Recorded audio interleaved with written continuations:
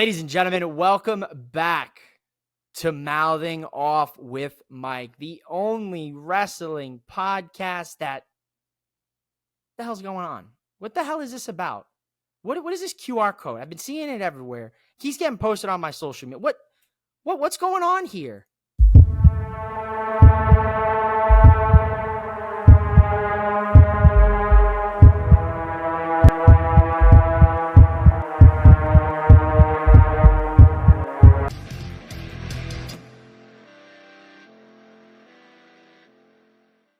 Your eyes do not deceive you.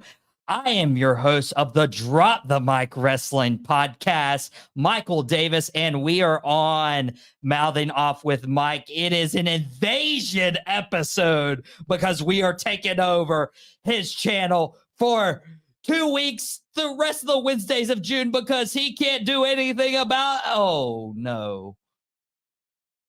I muted your mic. You thought you were going to come on my YouTube channel and not expect me to show up here on the show? This guy's got some gall, ladies and gentlemen. He's taken over my show, my YouTube now. Well, I mean, you just had so many subscribers. I just wanted to show them what a real wrestling podcast is. Oh, you better save that for out of pocket, buddy. That's out of pocket. This is Drop the Mic. It is Drop the Mic on your channel. So, I mean, since I am taking over, I get full things of what I want to do. And one of those things is, you mentioned Out of Pocket. I had you on as a guest on Out of Pocket yesterday, and you were a little out of pocket. And so was this guy. So I invited him on my show, but your channel, to get a little payback, because I've had 24 hours to fester on this, and I'm bringing podcast_Smitty, Shannon Smith, on Drop the Mic, because you guys were so out of line yesterday. So I'm not even going to bring up the CM Punk conversation, because I don't want to kick you guys out of the podcast and do this solo Colin Coward style. But instead, I did want to bring up one of the things that Mike mentioned on Out of Pocket. I'm putting our Instagram on there. That's where we went live, and I'll throw out some other social medias as well. You guys had talked about what was happening at the end of Monday Night Raw with the Wyatt Six finally being revealed. And I want to bring this up because, Mike, you said that this was the best reveal you've seen this century when it comes to a group, a faction. Do you stand by that after about 24 hours to sit on it?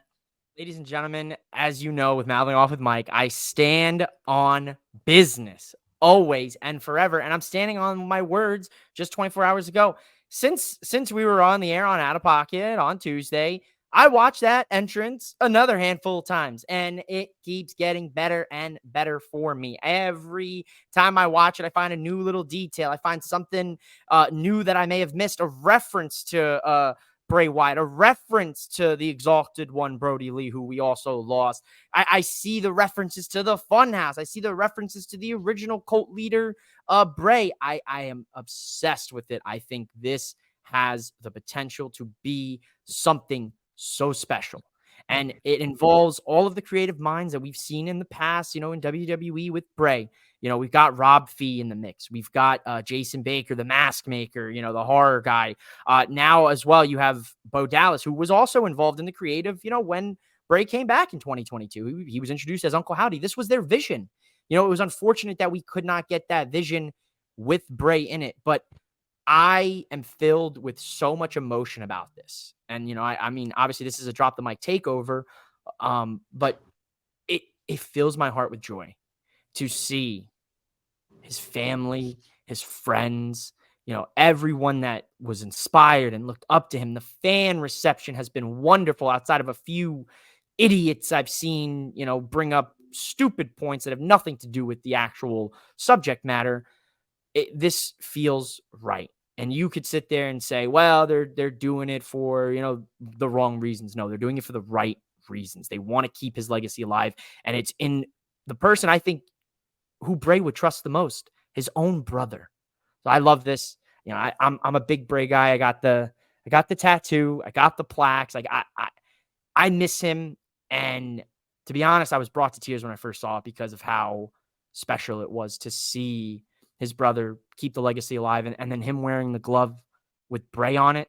Just a beautiful touch, man. I loved it. And before Shannon mentions, Mike knows I'm a huge Bray Wyatt fan. He probably wouldn't want me announcing this on his channel, but it's a takeover. But he found out I was a Bray fan as well, and he got me something for my birthday. So mad props to you for that, because Bray was one of my favorite wrestlers. He had been ever since like his NXT days when he introduced the Wyatt family. I'm like, ooh, this guy's wearing a fedora, Hawaiian shirt, and he's like rocking back in a rocking chair. Like, you usually saw managers would, stand up at their apron, but he just casually was just rocking back in a rocking chair, knowing that Luke Harper and Eric Rowan would take care of it, and bringing them onto the main roster and really giving Luke and Eric a chance, and even Braun Strowman a little later, to showcase what they were about. And now his whole idea was to give Bo Dallas that same opportunity through the Uncle Howdy. And it's really, really upsetting, because we're about 2 months away from the 1 year passing of Bray Wyatt, very unexpectedly. August, horrible, so many reasons. We're going to rebrand August this year. August is going to be a lot better. I'm already going to a couple concerts, going to AEW Dynamite when they're in town. Like, it's going to be, let's go. We're going to redeem August. But it's really upsetting. Now, you can talk about Nexus's reveal. I thought Nexus was great back in 2010, the Shield. So I'm not wanting to necessarily compare, contrast, and say anything, but it was interesting that they do everything in a way that's so intentional and so very attention to detail with everything. And I couldn't help but notice, Shannon, that they took out Chad Gable. Chad Gable just got dumped by Otis and everybody. And then at the very end of the show, Chad Gable is, having the blood run down, and he's taken out. What's going on? Is that who Uncle Howdy's targeting at the very beginning?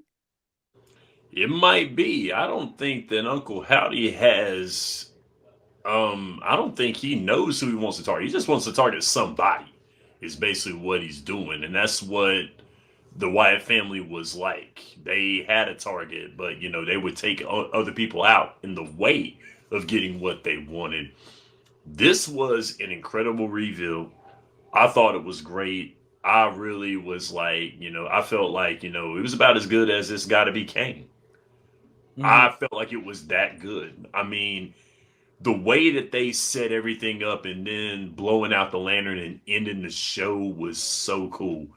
I love that. So, I mean, it was for the ages. The way that everything was set up, this long-term storytelling has been incredible. It's now coming back to wrestling. It's coming back to WWE, mostly with Paul Levesque being at the helm. This long-term storytelling is going to make it great. And I think that this is going to be, I don't know what the direction they're going to go with, but hopefully it's a good direction. I'm pretty sure it will be, considering the fact that they put this many characters together in one stable. And I think it'll be a big thing. This is important. We need this. Yes. And I totally agree. WWE needs to make sure this is a pivotal part of the programming moving forward, because if you are going to do this to honor the legacy of Bray Wyatt, then you need to do it right. You need to treat it right. We can't just let this be what Vince McMahon had Retribution be. Putting a bunch of talent together, doing these creepy stuff, and then not following through with anything big. The Wyatt Six, or whatever they choose to call themselves, needs to be a pivotal part of WWE Raw moving forward, just like they were a pivotal part of a stacked episode of Monday Night Raw this past week. I mean, guys, we kicked off with a surprise. I don't know if it's because I was just so invested in everything else going on, but I turned on Monday Night Raw and it starts with Seth Rollins coming out. I was like, what's going on? This is like crazy. But Seth Rollins basically announcing he'll be good to go for Money in the Bank as Damian Priest actually comes out and challenges Seth Rollins. Damian Priest wants to defend the World Heavyweight Championship against the Standard for 316 days as the World Heavyweight Champion, Seth freaking Rollins. And I thought this was interesting because we're going to get Rollins and Priest, which means we won't have Rollins risking injury in a Money in the Bank ladder match. But in addition, I feel like this is starting to turn Damian Priest's face because Damian Priest, if he was a heel champion high and behind Judgment Day, he wouldn't have challenged perhaps the best wrestler on Monday Night Raw to a title match. He would have cowered away from that. But since he's taken the challenge head on, is this a way to make Damian Priest a babyface before he faces Gunther at SummerSlam, if that's the direction this goes, Mike? You know, this is a very, very good question, Mike. So I appreciate that. I will say I think Damian Priest is more than likely going to head towards a face turn. And I think, this is a great way to start that, right? You know, look, a heel champion would never, ever, ever make the challenge for the title fight. So I think Priest, and he even said it in his promo, he said, look, Seth, I wanted to cash on you. I wanted to cash in on you at the end of WrestleMania. I wanted to pay you that respect because you were the longest reigning world heavyweight champion up to that point. You were the flag bearer for the company, and I wanted to give you that respect. And, you know, little play on the guy who had the heist of the century gets heist of the century again. You know, I thought that would have worked out really awesome. But I think the moment with Drew made sense because it led up to what we saw at Scotland. And I know Mike's not a fan of that, so we're going to drop that. We're going to drop that on Drop the Mic right now. But yeah, I think Priest more than likely be turning into a face. As for the Judgment Day, there's a lot that needs to be discussed within the Judgment Day because I think my man Dominic Mysterio, that man needs some milk. He is dying week in and week out on Monday Night Raw. The man is just he's ready. He's ready to crack. He's cracking under the pressure, man. He can't do it because the Judgment Day is in disarray. That was a perfect play on words because the entire episode of Monday Night Raw, Dominic is looking for a purple cow vest. For some reason, it looks a little more pink, and they finally find it, and Liv Morgan's wearing it. Liv Morgan dares Dominic, hey, if you want it, just take it off. And so Dominic's caught by Damian Priest about this, and Liv's like, no, he wants me, kind of deal. Liv Morgan's no stranger to these type of storylines. I mean, let's go all the way back to Bobby Lashley and Lana and that whole wedding Rusev fiasco. Tomato. It was so weird. But honestly, Shannon, this story is kind of hitting with Liv and Dom because Rhea's going to come back. And if Damian Priest has lost his world title at this point to presumably Gunther at SummerSlam, and you know, Liv and Dom are getting cozy. Rhea's going to come back, and she is not going to be happy. And as the old saying goes, if mommy ain't happy, ain't nobody happy. You know, man, like I said on Out of Pocket, I dated a girl like Liv Morgan once. It was fun until it wasn't. So all I can say is, Dom, run for your life. You're so young. You're too young. Focus on your career. Focus on getting your relationship together with your father. Just don't do it, man. Just do not do it. It's not good for you, man. It never works out good. So yes, run for your life. Today's Shannon's word of the wisdom of the day. If you have a girl like Liv Morgan, run. It's good until it's not. I mean, for real, it really is. But with that being said, back to Damian Priest. With him in a face turn, I'm going to have to disagree with you guys right here. I think he's headed for a face turn, but I don't think he's headed for a face turn with Gunther. I mean, because I'm standing on the fact that Gunther needs to turn face. When Gunther said his promo in the ring with Sheamus, he was not talking like a heel. He was talking like a face character. He was saying, from all that I've been through, with all that I had, being the greatest Intercontinental Champion, me going forward, what I've been through, heels do not talk like that. They do not talk like that. Heels, they spit on the crowd. They talk bad about other wrestlers. They talk about how great they are and why no one is better than them. And Gunther did not say that a couple of weeks ago. He was talking like he was a face. So, as far as Damian Priest going for a face turn, down the road, yes. But if he's going up against Gunther, I don't think so. I mean, I think Gunther will probably head for a face turn before Damian Priest does. I think it's going to be, he's still going to be a heel champion. Yes, I do agree with you with the whole him challenging Seth Rollins. You don't do that as a heel champion. You do that as a face champion. You do that. And like I've always said, heel Rollins is the best Rollins, in my opinion. So Agreed. I think that Seth Rollins might go for the heel turn. Wow. And I think Seth Rollins might go for it. Seth has been a face for a long time. He was a face with the title. He was a fighting champion, loses the title. You know, we all know the injury. We get it. But with Seth Rollins going as heel Rollins now, that might be a little more fun if you're trying to turn Damian Priest face. You know what I'm saying? I mean, we could be in time for a double turn in any of these upcoming matchups in the calendar year of 2024. Mike, if you could change either Priest to a babyface, Gunther to a babyface, or Rollins to heel, which one of those would you choose? Ooh, this is good. This is a good question as well. Mike's on fire today. I'm going with Seth. Seth Rollins as a heel was always, that was my man, dude. Like if you just got it watching wrestling over the last couple of years, you know, because wrestling's cool again, you know, quote by The Rock. Go back, go watch the Seth Rollins like run of the century, like that. You know, end of 2013, 14, 15, you know, going into 16 run, like those 3 years, that is an incredible run for Seth Rollins, especially in 15, man. And then he gets hurt, you know, and you know, it's unfortunate, but man, that was, I fell in love with Seth. And to this day, he's one of my, you know, favorite guys of this new, you know, generation of wrestlers. So I say Seth, give me heel Seth. Hill Seth, I mean, that was great when he split away from the Shield. And then there was always a plan B. Seth Rollins was plan B. And just to clarify, The Rock and Mike are right. Wrestling is cool again, but I've loved wrestling ever since I was born. I was being brought into this world in August, by the way. You can send your birthday presents to my just DM me.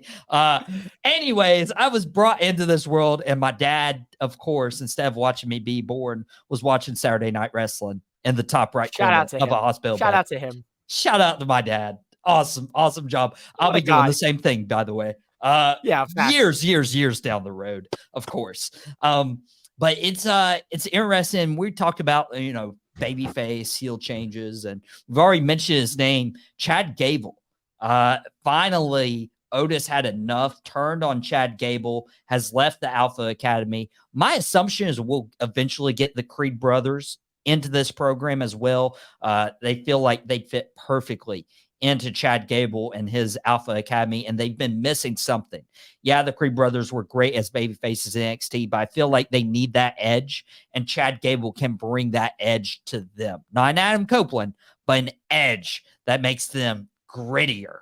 And I use another edge term, by the way. But my question is, you had the moment at Clash at the Castle. Do you think WWE should have pulled the trigger this past weekend at Clash at the Castle rather than Monday Night Raw? Or do you like how this all played out? Shannon, what's your thoughts on that? I like it better on Raw. I like it a lot better on Raw because Chad Gable needs a scapegoat, and that was what he was doing on Monday Night Raw. He was using everyone as scapegoats. He was Maxine as a scapegoat. He was using Akira Tozawa as a scapegoat, even though he did use Akira Tozawa to get away from the monster. So, you know what I mean? And that was really cool. He's doing a lot of heel stuff, which is very, very important, which is very good, doing a lot of the heel things inside of the matches, which makes him a good heel. So it was only right after a loss the night before, and then a loss on Monday, that he has to be the egotistical bad teacher, and Otis has had enough. They've been stewing Otis going after Chad Gable for weeks. Now the culmination has happened. So it was better on Raw. I don't think it would have been as good at Clash at the Castle with all the stuff that was going on. Raw was stacked all day long. So this was another way to make Raw even more stacked after Clash of the Castle. So it was best doing it on Monday night. Mike, what would you have preferred it on? I feel that if you were gonna maximize the turn of Otis, then I think Otis should have been more of a detriment in the Clash of the Castle match. Now, he did cause Chad to be distracted when he did walk, away with Maxine, and Chad took his eyes off the prize. I do think there's still more on this story. When Chad Gable gets hit with the Monster Reborn card, because I'm pretty sure Chad might be unalived. We saw him as a victim of the Wyatt Six. And could he have been a victim because of the mistreatment of his family? We know how Uncle Howdy really, really looks after his family. Uncle Howdy may have seen enough is enough and said, I'm not going to let you mistreat your family and take them for granted, and comes after Chad Gable. That could be why Chad was the only superstar highlighted in this attack, because of that mistreatment. So we'll pivot back to that at another day. But Otis is going to get one of the loudest pops of his career when he officially beats down Chad Gable.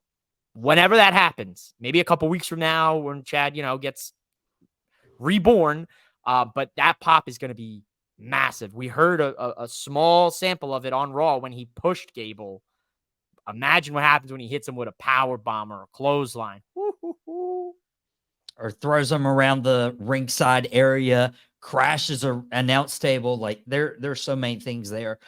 Very interesting, by the way, on the Wyatt Six note, because you saw all the wasteland of Wyatt Six, and even in grill position, I was expecting to see Triple H or Adam Pearce, but no, the only person they highlighted face wise was Chad Gable. And of course, the universe popped for that moment, just seeing Chad Gable get his. That's a very interesting take. It is. We'll have to keep that in mind as we keep going on. Now, we got several other topics to talk about. Of course, we had interaction between Cody Rhodes and Solo Sikoa. We'll talk about later. There were a couple Money in the Bank qualifiers this past week on Raw. We'll have more on SmackDown. We'll talk about who's favorite to win Money in the Bank. But I wanted to touch on a story that Chad Gable's leaving. It seems he's leaving the Intercontinental Championship picture for some time. He may still be in the qualifying match next week between himself, Braun Strowman, Bronson Reed. Who knows what shape Chad Gable is in, if he's a member of the Walking Dead, that hit TV show. We'll just see what happens, right? But we had an interesting interaction between Sheamus and Braun Breaker for the Intercontinental Championship. Braun Breaker continues to impress, and then Ludwig Kaiser, or Samantha Irvin says, Ludwig Kaiser. Kaiser is now inserting himself into this picture. It was very interesting, guys, because there's so many different dynamics at play. And I feel like we're going into a fatal four-way match. And as great as Sheamus is as a veteran, he was the MVP of this night, especially the match. When you saw Braun Breaker, and this is why I'm a little concerned at one of his highlighted moments. And I'll speak on that in just a second. When Braun Breaker got a little too ahead of himself and slipped up on the ropes, you could tell that rattled him. And if you notice the change of pace during the match, if you go back and watch it, Okay. You saw it was quick. It was fast. They were highlighting Braun Breaker's speed off the ropes, which is a dangerous spot in of itself because those ropes could break if you hit them the wrong way and you're going 20, 25 miles per hour. That could be a serious injury. It's happened before in a wrestling ring. So I want Braun Breaker to be careful with that. But once Breaker slipped up on those ropes, it happens all the time. We saw it at Clash of the Castle. No big deal.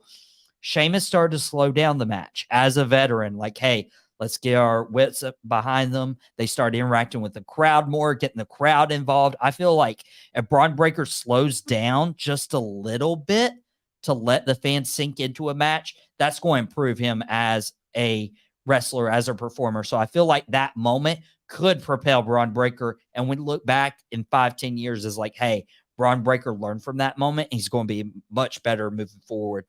But this could also help him slide into the Intercontinental title scene because there was no real clear winner between Sheamus, Braun Breaker, which was supposed to be a number one contenders match with Sami Zayn. Ludwig Kaiser kind of inserting himself into that spot.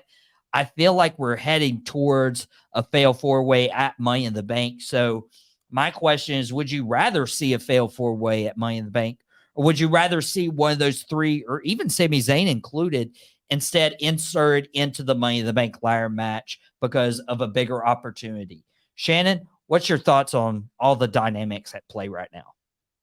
I gotta say that was very good analysis that you had right there on Braun Breaker. That was really good, man. I gotta give you, I gotta give you flowers on that one, man. That was great because no one really understands that unless you've watched a lot of wrestling. And I can tell, my friend, you've watched a lot of wrestling.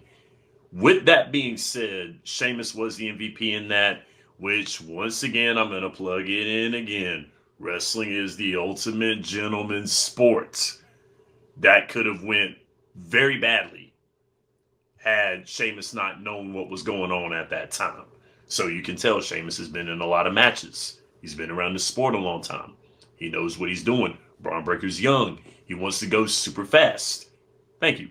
He wants to go super fast. He's got that young blood, that hot blood. He wants to look great in front of a crowd. But Sheamus is like, no, fella, let me help you out here. You know, without putting him on blast, without putting him out there in front of the people and making him look bad. He let him get back into his pace, and he went into the match. But with that being said, I do want to see a fatal four-way. I really do. Sami Zayn, one of the most over baby faces in all of wrestling right now. Sheamus, the salty vet. And as always, what I love to hear of Sheamus say, banger after banger. Banger. After banger. Sheamus is about that. And he's going to do that match very well. The up-and-comer Braun Breaker. And Ludwig Kaiser has a very punchable face. So Amen. That'd be perfect. Somebody had to say it. Somebody had to say it. Oh, I love Kaiser. I do. love all I these think guys. he's going to do really well. I like Ludwig Kaiser as well too, being the heel, being the wild card in the match, and he plays that part very perfectly. Mike, what's your thoughts? What are my thoughts, Mike? I absolutely love this segment for a few reasons. One, we're fleshing out the mid-card again. I'd love to see Bronson Reed get back in that conversation, particularly as well. But I love the dynamic between Sheamus and Breaker. They had a good match. And, Breaker slipped up a little bit. But I disagree with you, Mike. I don't think it rattled him. I think he got back on the horse, and I think the match flowed where it needed to be. I think Sheamus, like you said, slowed it down. They got back into that next position, and they kept things moving. I don't think he was too rattled by it. I will say, though, what I was rattled by was the incredible camera angle of the spear of Kaiser and Breaker running on opposite sides of the ring to meet in front of the commentary table for what Shannon just did. One of the greatest visually appealing spears I've ever seen in WWE. I know it's Drop the Mic. I know it's your show, but my goodness, is it so great to have Kevin Dunn out of WWE, because we were being deprived of some incredible camera work by this amazing production team. So thank God, because without that moment, I don't think this segment hits as hard.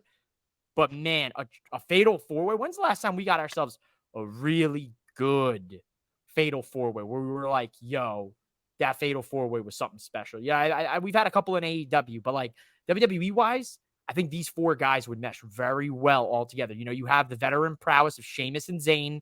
You have the speed of Breaker. You have the athletic talent of Kaiser, the bruiser, you know, body of Sheamus. And you have Sami Zayn, one of the best technicians in the game as well, the chain wrestlers. So all 4 of those put together, I think you could talk to this. If this does happen, this could be a match of the year candidate like that. Banger. After banger. After banger. Now, Yes. Mike, that brings up 2 really good points that I was thinking about while I was watching Raw, and want to touch on this before talk about Money in the Bank coming up. We got a couple qualifying that we had on Monday's Raw, but one with the production. When I saw that Kevin Dunn was leaving, I was like, in my mind, WWE is the best produced wrestling event promotion by far. So I'm like, who would step back into that spot? And would it be as good? Would it, degrade? But honestly, it's elevated to levels we never imagined possible with the one-shot cameras and the way that everything happens, the running in, hey, let's come through the crowd in one shot. Hey, let's introduce these guys like you're about to watch an NFL game on Sundays. Walking into an arena right before battle. Like, there's so many little things they've done production wise, and they're still trying out, and they're hitting on every cylinder, or like placing people. With going to the commercial with the highlight of the last move that was done, very sports based, move. Everything has been hitting. Kevin Dunn held them back for years. Come on, dude. How many times did you watch a match and it cut and cut and cut and cut, and the camera cuts, and it cuts, and it cuts, and you're like, dude, your eyes are going like this, like a cartoon, they're dribbling in your head. You're like, huh? Like, it's so much better now. It's so much better now. And right. Rest in piss, Kevin Dunn. Mike's going to make me not want to watch the old school wrestling pay-per-views, because I'm going to be so like, hard. Man, now I'm not used to it. I think once I counted 50 camera cuts at once, like 50 camera cuts in a 10-second span. Like, no, it's so much better. Way better. You didn't notice it until you started watching it now, how deprived we were of that. I mean, I got to give it to Michael now, and he's definitely not wrong, because I really am liking how they're doing it, like how they did, even when they're doing it in NXT, when they had the interview, right when Trick Williams goes out there, like my mama said, let's whoop that Trick, and goes right out onto the ramp and walks, and that pop is there, and you see that crowd, and everybody's there having a fit, and it's really, really good. It's like Martin Scorsese movies when he has those cuts in there. Just the cinematography has just been top notch. Congrats, WWE, great job. Seriously. Now, and it's been fantastic. Another thing I've noticed that's a little different is the way a match is produced. Usually when you had multi-man matches like triple threats or fatal 4-ways, it would honestly feel like a one-on-one match. And then after you do your spots, then the other person would come in, and just felt like you were getting different variations of one-on-one matches inside triple threat or inside of a fatal 4-way. This is why I'm excited for a potential fatal 4-way between Sheamus, Zayn, Breaker, and Kaiser. And because exactly what happened during the triple threat, and during the triple threat was what was happening with Jey Uso and Finn Balor. Like, these guys it was just seamless transitions. Rey Mysterio in that match as well. Want to give him credit. Like, it was seamless transitions from one thing to another, and they're getting creative with these multi-man matches versus, hey, we got these 3 guys. This guy can do that spot, and this guy come in. It's so much better now watching some of this stuff. And we had Jey Uso actually win a qualifying match. Io Sky win her qualifying match to be inserted into the Money in the Bank. There will be 3 Raw representatives, 3 SmackDown representatives for both the men's and women's Money in the Bank ladder matches. We still have some qualifying matches to go, but my question is, who, if you could pick one person, either for men's or women's, just one person decide the outcome for one of these ladder matches, who do you think needs to win the Money in the Bank ladder match more? Shannon, do you have a name who needs this victory? Main event, Jay has to win it. He has to win it because I really don't think that they're finished with the Bloodline story. I don't think they're done with it. And this will be another wrinkle because, Jimmy's got to come in there sometime. So this is going to be a little more of unraveling that story. And I think Jay does a very good job in these matches now. He's been very great as a singles wrestler. And I'm liking what he's doing as a singles wrestler. He's getting over with the fans even more. He's got to be up there in the top baby faces in WWE right now. He has to be. So you got to give it to Jay. Got to do it. Mike, who's your thought? It's tough because last year, Money in the Bank went to Priest and Io Sky. So a Raw superstar and a SmackDown women's superstar won their respective ladder matches. So if everything were to kind of go together with Jay winning, then that would mean a SmackDown woman would win Money in the Bank again for the second year, because I don't think a SmackDown superstar will win Money in the Bank, because I don't think they want to add that X factor to Cody's title reign yet. Just yet. I think that might be maybe a next year type of vibe if he still holds the title. Not to make this about that. Now, I, from a storyline standpoint, would like to see Finn win it. Good brother. He was on a show a few weeks ago, kicking it with Leo. Awesome dude in wrestling content creation. So check him out. He put the idea in my head, and I can't get over it, man. Finn Balor winning Money in the Bank and causing a serious rift in the Judgment Day, similar to how Priest was Money in the Bank and Finn was kind of nervous, like, oh, are you going to cash in on me if I beat Seth? Like, don't, make sure, and they never ended up happening because Finn didn't win the title, but they have a chance to actually do it, but do it reverse this time, where Priest is the champion of Judgment Day. Finn holds Money in the Bank, and it's kind of like oh man, I got to really keep an eye on, he says Cody on Raw, but like, does that mean anything? Finn did not win this match, in the qualifier. Jay won it, of course. So obviously favored in this is Jey Uso. I think he's deserving of this. He's been screwed over by his Bloodline family multiple times for multiple different championships. He's super over with the crowd, merch sales, the fans, the chants, everything, all, in line with him to win the Money in the Bank briefcase, or as his words, the yeet case. I like Oos in the Bank.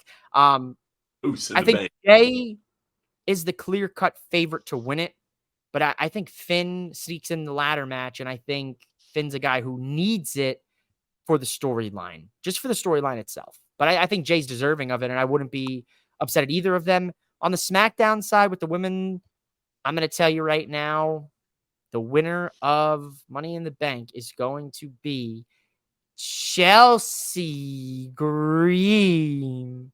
Yeah, that's a hot take. I know everyone, you thought I was going to say Tiffy time, but I think it's Chelsea Green Money in the Bank. You're thinking Chelsea Green wins Money in the Bank? Really? How entertaining would it be for Chelsea Green to be the Miss Money in the Bank? How entertaining would it be for Chelsea Green, I hate to say it, to be the first failed women's cash-in? No women has failed. They've all been successful. I think Chelsea is the perfect character to have an unsuccessful cash-in. I don't want her to be unsuccessful, but like, it makes sense. See, that's the problem. That right there was the problem with your take, is you want to see somebody fail at their Money in the Bank cash-in. But she'd get the title down the line, of course, somehow. But how entertaining, though. I think it would work really well. Or Chelsea keeps faking it, and like, I don't know. Here's my thing is, I don't want to see anybody fail. Like, this could elevate somebody like a Tiffany Stratton, but one name we haven't mentioned, and she's somebody I'm really impressed with, and I feel like has an opportunity, and she debuted last year and was under the tutelage of Trish Stratus. I'm thinking Zoe Stark. This would be a perfect opportunity. She's gotten a good rub with Shayna Baszler, teaming up with her. We saw this last year, Io Sky getting some reps, and then she won Money in the Bank while staying with Damage Control. I feel like Zoe Stark needs to take that next level, especially with Becky Lynch gone right now. Rhea Ripley's hurt. Elevate Zoe Stark into that title opportunity with a briefcase. My thing, it's a dark horse. Zoe Stark would be a good person to do it. Now, I ain't mad at that. If I had predicted a men's last week, I would have said Solo Sikoa, but I think he's going to have something completely different to do at Money in the Bank after Cody Rhodes defeated AJ Styles, made AJ say, "I quit," what myself, Mike, Sean, and Isaiah talked about last week. That video is available on their YouTube channel, Mouthing Off with Mike. Just like Drop the Mic, this will be the home we're taking over these next couple of weeks on a Wednesday I guess I don't have a say in the afternoon. matter. You do not, because I'm not a hacker. I wouldn't classify myself as that. You took over my Twitter on Tuesday to talk about this, so you know it looks like I'm talking to myself, trying to get you off my social media. People think I'm nuts. Probably think I'm probably schizophrenic or something. I have my ways, and I will not tell you my ways because I have access now. I got a mole in the house. I gotta start doing an internal investigation. We're about to get internal affairs up in this. Hey, we'll leave that be before you start figuring out how I'm getting this access. But what happened was Solo came face to face with Cody, the Bloodline attack, then Kevin Owens and Randy Orton come in. I feel like this is a perfect opportunity to kind of keep Kevin Owens and Randy Orton away from Money in the Bank, allow somebody else to have that opportunity, and then give a pay-per-view where Cody doesn't defend his title, but he's fighting the Bloodline story. So give me Cody Rhodes, Kevin Owens, and Randy Orton versus the Bloodline, Tongaloa, Tama Tonga, Solo Sikoa at Money in the Bank. And I'm going to go ahead and say it weeks in advance, by the way, and you'll hear me talk about this while we do more Drop the Mic episodes. Give me Solo pinning Cody in that match, setting up Cody Rhodes, Solo Sikoa at SummerSlam. And there's where you have Roman Reigns come back and take his tribal chief status back, take his spot at the head of the table back. Boom. I just laid this out, and I want it to see perfectly. I want this, quote unquote, to age well. If you're familiar with Out of Pocket on weekdays, 5:30 p.m. Eastern Time, live, our new time slot on our social media channels. I want that to age well. It will age well. Shannon, I just laid out a perfect story. Tell me I'm right. You know what? I can dig that. I really do like that, man. I mean, because, we want Roman has been chanted the whole time. We know Roman's taking time off. And Solo Sikoa has to solidify himself as being the head of the table, which is going to probably have a rift in the bloodline yet again. And it's going to be very interesting, because Cody's title is going to be involved, and I did the job and you didn't. So there's going to be some rifting in there. Paul Heyman's going to have a little something to do with it. That's going to put Tama Tonga and Tongaloa in a rock and a hard place, because the actual real tribal chief is back. So who do we go with? And that could set up the split with the Usos as well too, pulling them in there. So there's so many layers of this. This is like peeling an onion. This is going to be very, very interesting, but I like that scenario. Very good. Yep. Mike, tell me I'm right. He's right. I'm going to tell him. And that's not because he hacked all of my social media accounts and I need to figure out how to get the bugs out of my computers. But it's because I think he might be onto something there. It's a great story. Even better yet, I could argue maybe Jimmy Uso returns. Yes.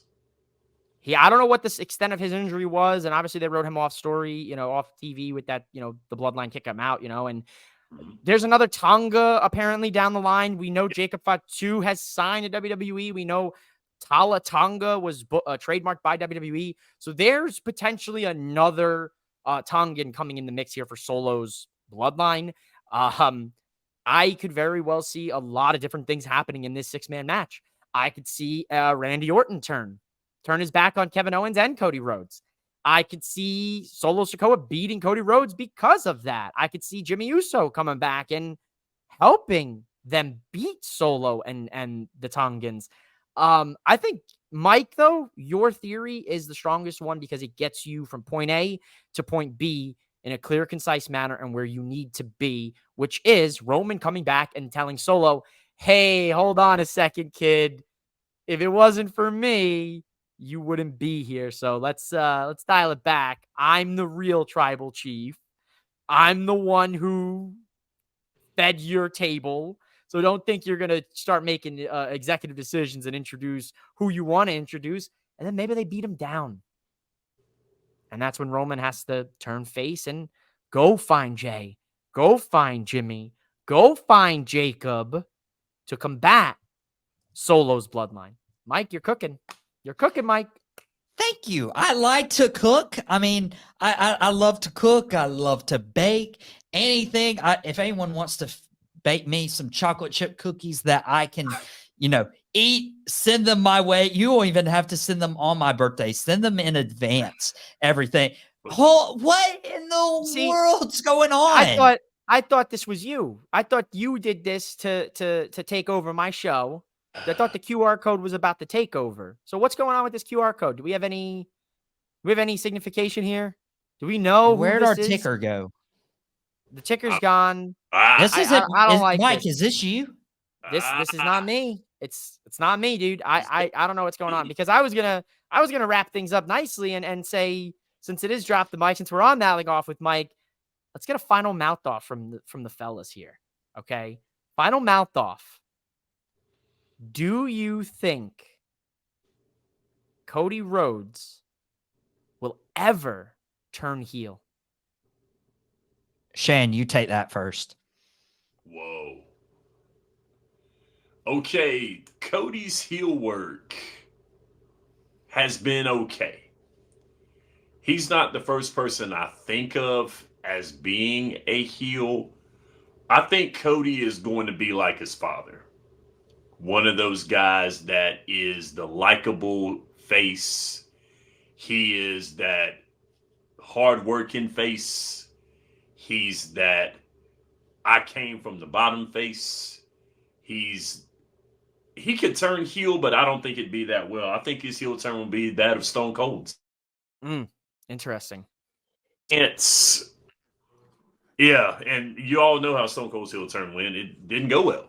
So they put him back as a face. I mean, Cody Rhodes, I don't think will ever turn heel. I don't think so. And if he does, it has to be the perfect moment. And to be honest with you, I don't know what that moment would be. I agree. Yeah, and here's the reason Cody left AEW, because the fans started turning on him, and Cody didn't want to turn heel. He didn't want to turn his back on his fans. He said that in his exit promo that would be infamously known. I don't see Cody Rhodes turning heel. I think we have a better chance of seeing John Cena turn heel at this point than we see Cody Rhodes. You posed that question. What's your thoughts? I don't think he'll ever turn heel. I think Cody Rhodes is poised to become John Cena, and John Cena never turned heel after he became, what he became, and when it came to the merch and kids getting behind him. And I keep getting interrupted by this silly QR code. So I'm going to let Mike wrap up his show on the first ever Drop the Mic takeover. I want to throw a curveball at the boys. I was curious. It's in my, I always see it brought up on social media, like, oh, Cody needs to turn heel. I don't think he does. I don't think he ever does. I think he is a clear cut, crystal clear, shiny baby face, and he should stay like that forever for his career. But Mike, it's your show, apparently, on my channel. So I'll let you finish your takeover here today. And I guess next week, I'll see your show on my channel once again until we get down to the bottom of this QR code mystery, which. Well, I thought I was in control of your channel because I got all the access points, and I was like, okay, my social medias have been messed with or hacked, and they're putting this QR code up on this. What in the guys? This is like Joe Hendry, man. Say its name and it appears. Exactly. It's like Candyman. You say it 5 times, it's there. Really? Stop. Okay, well, Out Pocket's going to be back, and I'm going to spend these next 48 hours, and I'll get to the bottom of this QR code because I'm tired of seeing this thing. This never happened before in the show. Uncle Howdy already debuted on Monday. We've already talked about this. Not entirely happy. Mouthing Off with Mike's YouTube channel might not be a good host because I don't want to see this Again. All right, we're in the show. Thank you, Mike. Mouthing Off with Mike. Subscribe. This is where Drop the Mic will be back next week. He has no say. Go follow my guy, podcast_Smitty on all his socials. Follow us at Drop the Mic Wrestling on Instagram. My personal Twitter, B_Michael Davis. But this has been Drop the Mic Wrestling Podcast. Don't drop the mic. We will see you guys next week right here on this YouTube channel. Are you kidding me? We got to get out of here, man. It's time to go.